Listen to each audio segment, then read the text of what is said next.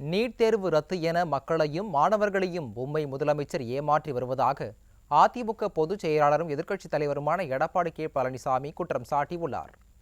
சேலம் மாவட்டம் எடப்பாடியில் செய்தியாளர்களை சந்தித்த அவர் இதனை தெரிவித்தார். திராவிட முன்னேற்ற கழகம் ஆட்சிக்கு வந்தவுடன் நீட் தேர்வு ரத்து செய்வதற்கு முதல் கையெழுத்து போடப்படும். 2.5 ஆண்டு கால ஆட்சி.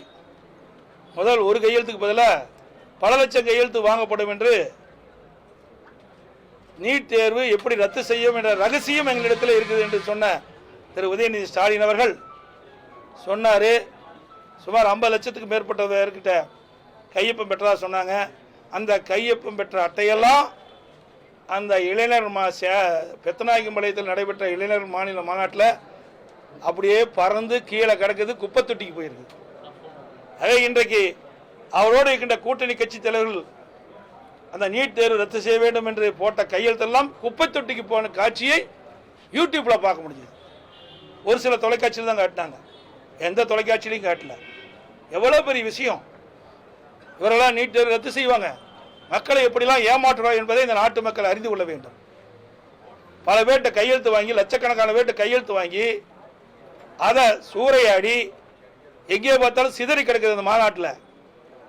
அப்படி என்றால் இந்த நீட் தேர்வில் இந்த அரசு எவ்வளவு அக்கறை செலுத்துகிறது என்பது இதிலிருந்து தெளிவாக தெரிகிறது.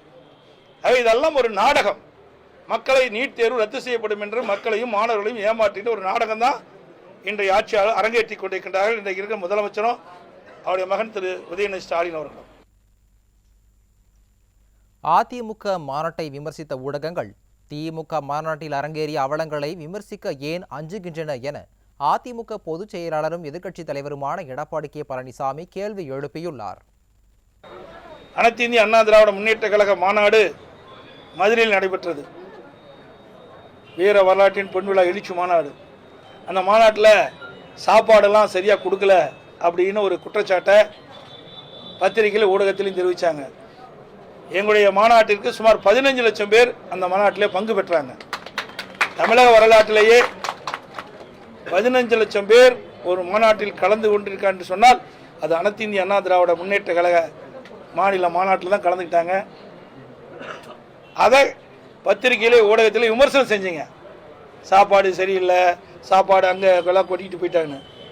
அதே ஊடகம் பத்திரிகையும் 21ஆம் தேதி பெத்தநாயக்கம்பாளையத்தில் நடைபெற்ற திமுகவுடைய இளைஞர் மாநில மாநாட்டில் நடந்த நிகழ்ச்சி ஒன்றுமே காட்டல. எந்த தொலைக்காட்சியிலும் காட்டல, பத்திரிகையிலும் இல்லை. இது வருத்தம் அளிக்கிறது.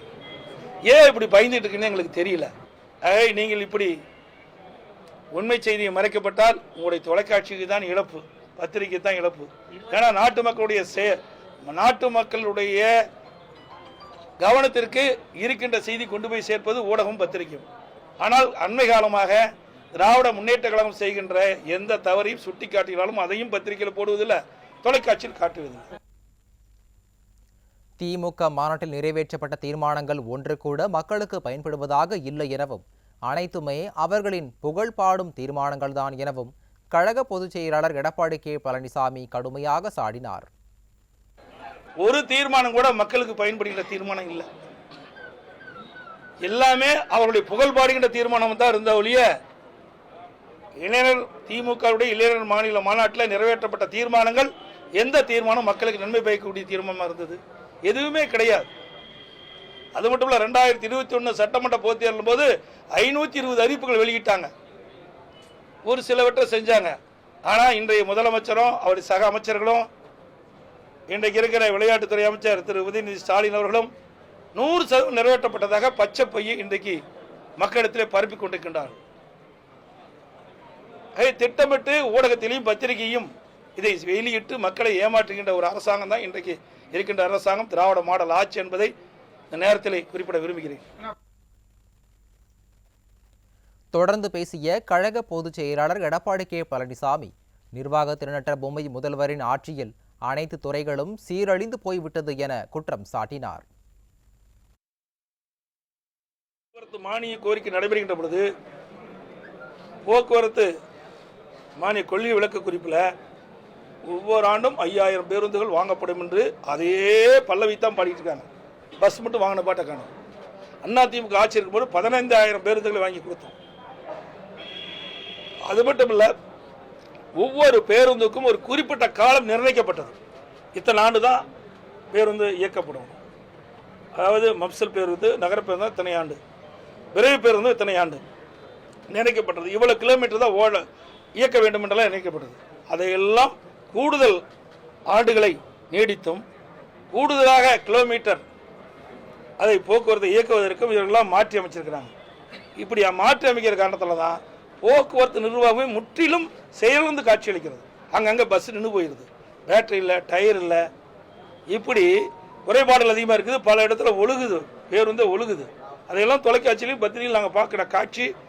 இந்த ஆட்சி பொறுத்தவரைக்கும் ஒரு செயலற்ற ஆட்சி தான் நடைபெற்று கொண்டிருக்கின்றது. திறமையற்ற ஒரு பொம்மை முதலமைச்சர் ஆளுகின்ற காரணத்தினால எந்த நிர்வாகமும் சரியில்லாத ஒரு சூழ்நிலை ஏற்பட்டிருக்கின்றது இந்த நேரத்தில் சுட்டிக்காட்டுறேன்.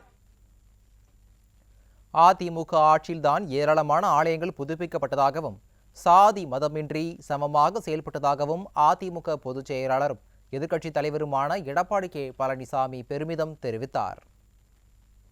எத்தனை கோயில், நிறைய கோயிலுக்கு அடிக்கல் நாட்டப்பட்டு கும்பாபிஷேகம் செஞ்சிருக்கிறோம்.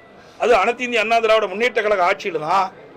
இன்றைக்கு எங்கெங்கெல்லாம் பெரிய பெரிய கோயில் இருக்குதோ அங்கெல்லாம் அன்னதானம் வழங்கணும். இப்படி அதிகமான குடும்பங்களுக்கு செஞ்சோம். அனைத்து இந்திய அண்ணா திராவிட முன்னேற்ற கழக ஆட்சியில் தான் இன்றைக்கு ஆலயங்கள் எல்லாம் புதுப்பிக்கப்பட்டது. தேவாலயங்களுக்கெல்லாம் சிறப்பு நிதி கொடுத்தோம் பழுது பார்க்க. அதேபோல மசூதிகள்லாம் சிறப்பு பழுது பார்க்க நாங்கள் நிதி கொடுத்தோம். இப்படி அனைத்து இந்திய அண்ணா திராவிட முன்னேற்ற கழகத்தை பொறுத்த வரைக்கும் மதத்துக்கும் ஜாதிக்கும் அப்பாற்பட்ட கட்சி, எல்லா மதத்திற்கும் சமமாக கண்ணோட்டத்தோட நாங்கள் செயல்பட்டோம்.